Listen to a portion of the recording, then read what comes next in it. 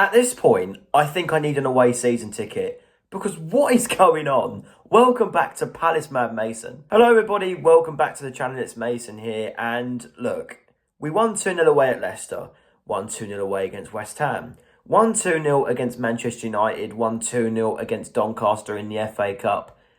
So lo and behold, we win 2-0 again. Full time at Craven Cottage, Fulham 0, Crystal Palace 2. They beat us 2-0 at Sellers Park back in November, so it's only fitting that we go to their place and score twice as well. And it was a former Palace player that gave us the lead. Joachim Andersen shouldn't have left. Didn't score many for us, but you know, like, if he wanted to get another one, well, he took his opportunity quite well. No, but to look at it on a more serious perspective, you know, we dealt with the early Fulham pressure. I wouldn't say that we did so well in the first 15 minutes. We did do well defensively, but going forward wasn't the best. Mateta had a chance at the side netting. And then I thought Maxence Lacroix scored, but it was actually an own goal from Joachim Andersen. Even though I thought the direction the ball was heading towards goal, apparently replays show it deflecting off Andersen to make it 1-0 to Palace. And, you know, there was a lot of controversy with the referee today, going against Fulham quite a lot. I've got to say, some of the decisions look very, very 50-50.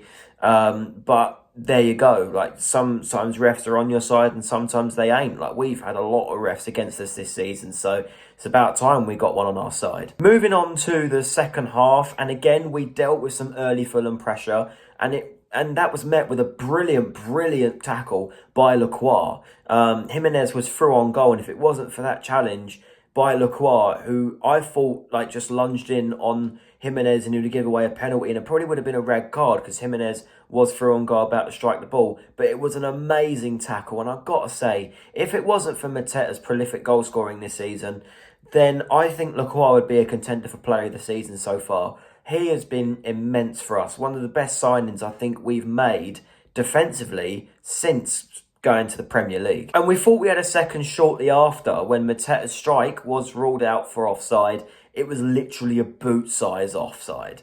I thought it was going to stand, but it didn't. But then Daniel Munoz with his 4th Premier League goal of the season, his first away Premier League goal, I think that is. Yeah, because his first 2 Premier League goals were against Newcastle and Man City. And then he scored at Doncaster, so his first away Premier League goal for Palace, and it was a brilliant strike from a tight angle into the top corner. Leno barely had a chance, and Palace get a rare win at Craven Cottage. We've had a couple of entertaining draws over the last couple of years. Our last win there came in 2020.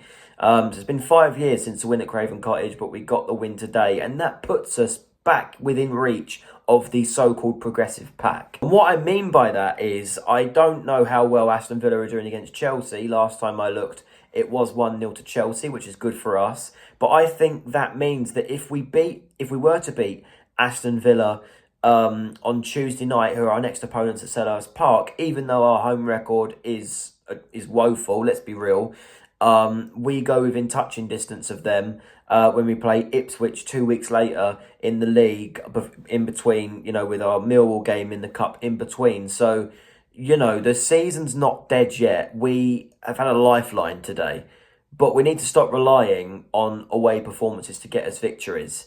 Let's get on to player of the match. Player of the match for me, there's a couple of contenders. Maxence Lacroix, you know, had a header from 3 yards out, saved as well. To be fair, it was a good reaction save from Leno. People say, yeah, but he didn't really see it coming. He just stood there, but it was still decent reflexes from him. He basically got the assist for Andersen's own goal, and provided a goal-saving challenge. But I'm going to give it to Will Hughes. Now, I actually, you know, underestimated Will Hughes' performance against Doncaster in the Cup. But today was whole new levels. He operated that midfield. And I gave Glasner quite a lot of stick for picking Lerma again before kickoff. And I was wrong about that. And what do I keep saying? I love to be proved wrong.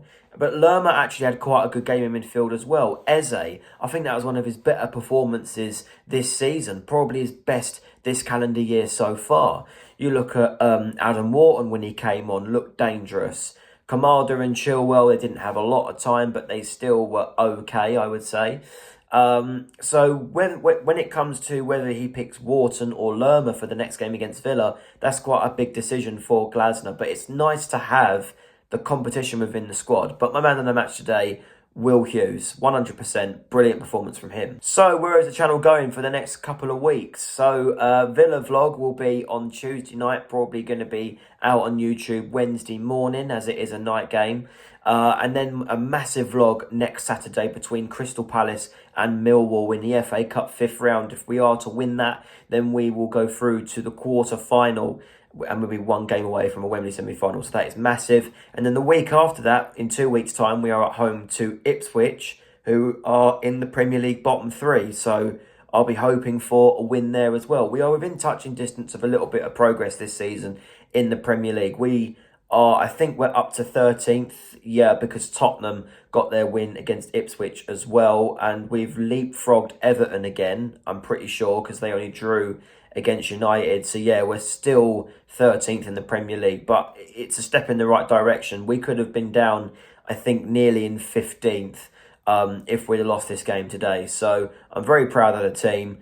Couldn't ask for much more, but we need to take this into home games. We need to have the same intensity, the same effort, and no lapses in concentration on Tuesday against Villa, because their attack is a lot more dangerous than what Everton's were last week. You know, they've got Rashford, Watkins, Asensio, Buendia, Bailey, McGinn. They've got great players going forward. They might not have the most solid defence away from home, but going forward, they are sometimes brutal, and we need to, you know, provide the killer blow. And we did that in May, beating them 5-0 on the last game of the season, but I'll get onto that in the main bulk of the video on Tuesday night or Wednesday morning.